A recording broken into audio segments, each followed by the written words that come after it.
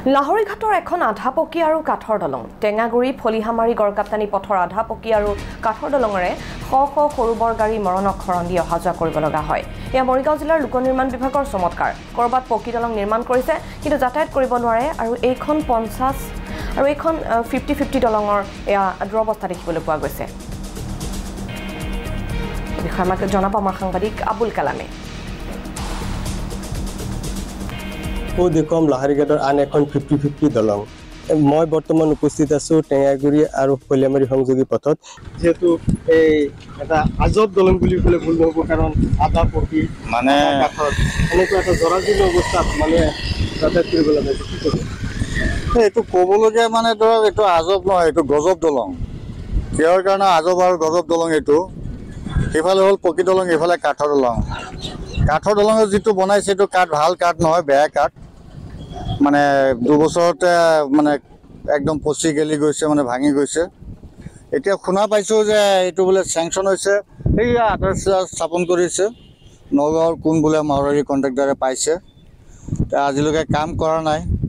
কোনদিনা ইয়াত গাড়ী এক্সিডেণ্ট হয়, কোন মৰে, কি হয় মানে এইটো ঠিক নাই। যিহেতু দেখা গৈছে লাহৰীঘাটত আন এখন দলং এনেকুৱা আছে, মানে সেইফালে বজাৰৰ টেঙাগুৰি বজাৰৰ সেইফালে এখন দলং আছে, এনেকৈ আধা পকী আধা কাঠৰ। আৰু আমাৰ এইখনো টেঙাগুৰি গাঁৱৰ এয়া 2 নং ৱাৰ্ড, ইয়াতো এইটো দলং নাম্বাৰ হ'ল 1/1।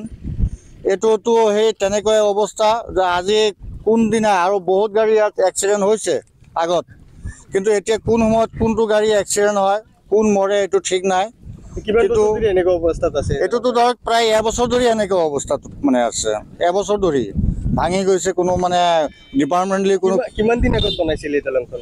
2 বছৰ হৈছে আৰু মানে 2 বছৰমান হৈছে আৰু মানে 2 বছৰ হোৱা নাই বনাইছে, কিন্তু ভাঙি মানে গৈছে এই দলংখন।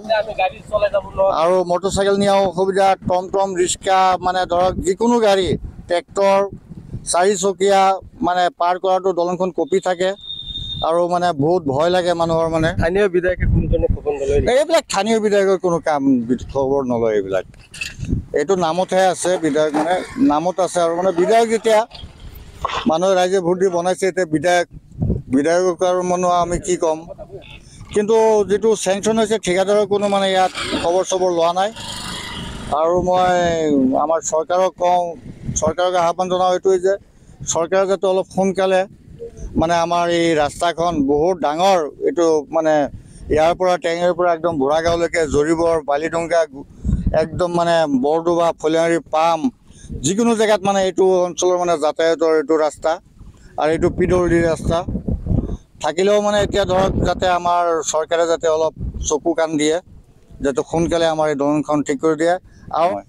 আৰু এজন স্থানীয় ব্যক্তি আছে, তেখেতৰ পৰা জানিব বিচাৰিম কি ক'ব, যেখানে এটা 50-50 দলং আৰু 50-50 দলং হ'লেও এটা জৰাজীৰ্ণ অৱস্থাত আছে। কি অৱস্থা দেখিছোঁ, জজৰ ওপৰত যিখিনি কাঠ দিয়া হৈছে, কাঠখিনি মানে বেয়া ধৰণৰ কাঠ আৰু চব খহি পৰি গৈ আছে এনেই। আৰু এইটো ৰুট হ'ল আমাৰ PWDৰ মেইন ৰুট।